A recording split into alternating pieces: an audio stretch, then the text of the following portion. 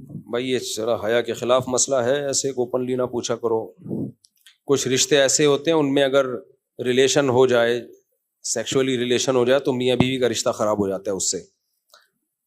یہ میں کئی بار پہلے بیان کر چکا ہوں، اس کو حرمت مصاہرہ کہتے ہیں. تو اس لیے انسان کو جب بالغ ہو جاتا ہے یا قریب البلوغ ہوتا ہے تو اپنے محرم رشتوں سے بہت احتیاط کی ضرورت ہے، بہت زیادہ احتیاط کی ضرورت ہے. ساس ہے اس سے مصافحہ نہ کریں، بس سر پہ ہاتھ رکھوائیں. بہو ہے، بہو کو مصافحہ نہ کیا جائے، سسر بہو کو مصافحہ نہ کرے، صرف سر پہ ہاتھ رکھے بس. اس سے زیادہ فری ہونے کی اجازت نہیں ہے.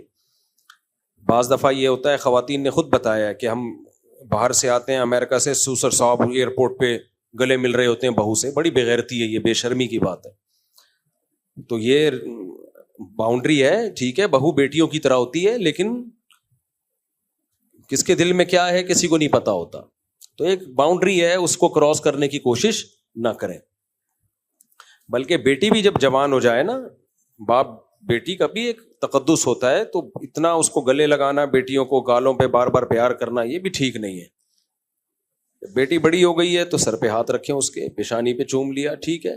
اس سے زیادہ آگے نہیں بڑھنا چاہیے. تو یہ نہیں کہہ رہے ہم کہ باپ لوگ برے ہوتے ہیں، لیکن 100 میں ایک بھی اگر برا ہوگا تو اس ایک کی وجہ سے 99 پہ پابندیاں لگانی پڑتی ہیں.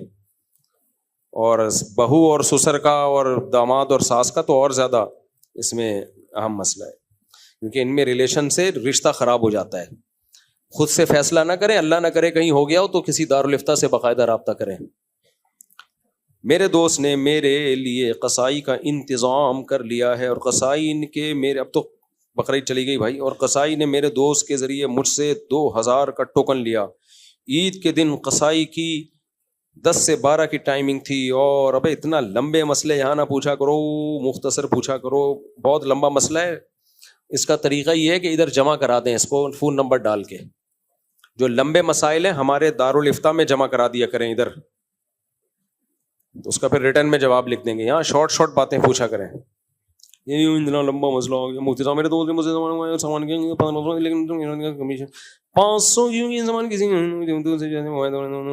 بہت لمبا یہ بھی سوال ہے، اس کو بھی میرے بھائی جمع کرا دو. ایسے لمبے لمبے سوال میں پڑھوں یہاں پہ، پھر اس کو سمجھوں، تو یہاں لوگوں کا ٹائم بہت ویسٹ ہوگا.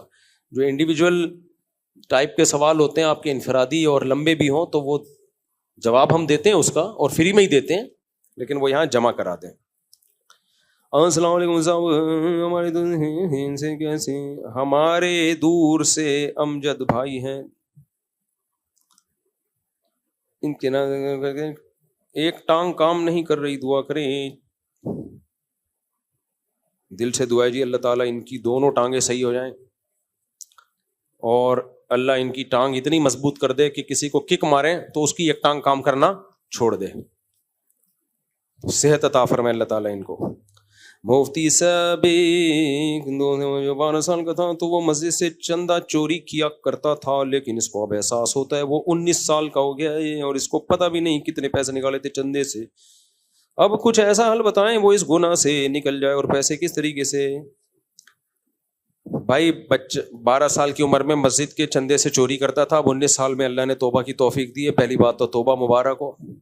حج مبارک لوگ کہتے ہیں، اس سے زیادہ توبہ مبارک ہونی چاہیے. توبہ زیادہ بڑی نیکی ہے. اب کریں یہ کہ ایک ڈائری میں اندازہ لگا کے لکھیں کہ کس مسجد سے کتنا چوری کیا ہے، ایک اندازے سے. یقینی تو نہیں ہو سکتا، ظاہر ہے. تو جیسے جیسے اللہ مالی وسعت دیتا چلا جائے، تھوڑے تھوڑے کر کے مسجد کے ڈبے میں ڈالتے رہیں. اور اگر یہ یاد نہ ہو کس مسجد سے تو پھر کسی بھی مسجد میں ڈال دیں. ایک لمسم اندازہ لگا لیں اور پوری زندگی پڑھیے، تھوڑے تھوڑے کر کے حسب توفیق پیسے چندوں میں ڈالتے رہیں. مفتی صاحب دوسری شادی کے بعد نہ کوئی دین کا کام کر سکتے ہیں، ہر وقت کی لڑائی. یہی بھی ایک کام ہے بھائی، یہ خود ایک کام ہے. دوسری شادی خود ایک دین کا کام ہے. بیوہ عورت کو، طلاق یافتہ عورت کو سہارا ملتا ہے، زنا سے بچ جاتے ہیں، ایک عورت کو بچا لیتے ہیں، اس کی کفالت کرتے ہیں. تو یہ خود ایک کام ہے، سمجھتے ہو. اور اس پہ خرچ کرتے ہیں، صدقے کا ثواب ملتا ہے. جو لڑائیاں ہوتی ہیں اس پہ صبر کرتے ہیں، صبر کا ثواب ملتا ہے. صبر کوئی کام نہیں ہے کیا؟ یہ بھی تو ایک کام ہے. تو چند دن کا ہوتا ہے، پھر نارمل ہو جاتے ہیں حالات, کام ہو جائیں گے انشاءاللہ, باقی بھی سارے کام ہو جائیں گے. میرے بھائی کہتے ہیں مفتی صاحب یہ تو ہو گیا میرے بھائی, اللہ اس ٹانگ کو صحیح کرا. آپ بہت کم سوال ہے, میں سفر سے واپس آ رہا ہوں اس لیے آپ پوچھیں. السلام علیکم. وعلیکم السلام. صاحب آپ نے خلافت کے حوالے سے جو کہا تھا 1920 میں خلافت ختم ہو گئی تھی, خلافت کے بارے میں جو آپ نے کہا تھا 1920 کے خلافت ختم ہو گئی تھی, تو آپ کی نظر میں کیا ابھی مطلب پاکستان میں یا مطلب کوئی ایسا یہی کام ہو رہا ہے کہ مطلب خلافت کا کوئی پلیٹ فارم کر رہا ہے؟ بھائی صاحب کہہ رہے ہیں 1920-22 میں خلافت عثمانیہ ختم ہو گئی تھی, تو اب کیا دوبارہ پاکستان میں کوئی ایسا کام ہو رہا ہے کہ خلافت کو دوبارہ بحال کیا جائے؟ خلافت جو قائم ہوئی تھی نا, وہ کہتے ہیں لمحے خطا کرتے ہیں اور صدیاں سزا پاتی ہیں. کچھ ایسی غلطیاں ہم سے ہوئی ہیں جس کی وجہ سے ہم مغل حکومت سے بھی گئے جو ہندوستان میں تھی, اندلس کی حکومت بھی گئی. تو اب تو یہ ہے کہ جو ملک بچے ہوئے ان کو بچائیں. اگر اب ہو تو پتہ ہے کہ خلافت کی ساری تحریکیں اسلامی ملکوں میں شروع ہوتی ہیں, اس سے نتیجہ یہ نکلتا ہے کہ جو تھوڑی سی طاقت ہمارے پاس رہ گئی ہے وہ بھی گئی. تو اللہ تعالیٰ نے کبھی بھی ہمیں زمینی اسباب سے ہٹ کے کام کرنے کی اجازت نہیں دی ہے کہ ایسا کام کرو جو لینے کے دینے پڑ جائیں. بار بار میں مثال دیتا ہوں, موسیٰ علیہ الصلوۃ والسلام کے دور میں بنی اسرائیل ظلم کی چکی میں پس رہے تھے. فرعون کے خلاف بغاوت نہیں کی انہوں نے, ان کو پتا تھا ہم اپنے بچوں کا دفاع نہیں کر سکتے, ہم بغاوت کر دی تو ہم تو اس سے بھی گئے. تو اللہ نے موسیٰ کو پیدا کیا, کلیم اللہ کو, اور ان کو بھی حکم نہیں دیا تلوار لے کے چلے جائیں آپ, بلکہ ان کو بھی کہا کہ زمینی اسباب کو دیکھیں. جب موسیٰ علیہ السلام کو بھیجا کہ فرعون کو دعوت دو, تو حضرت موسیٰ نے گراؤنڈ ریئلٹی پیش کی کہ اللہ میں کیسے دعوت دوں جا کے, وہ تو مجھے قتل کر دے گا. یہاں اللہ نے گارنٹی لی کہ آپ کو قتل نہیں ہونے دوں گا میں. تو یہاں اللہ کی گارنٹی تھی, اس لیے پھر موسیٰ علیہ السلام گئے ہیں دعوت دینے. اگر اللہ کی طرف سے گارنٹی نہ ہوتی تو کبھی نہ جاتے.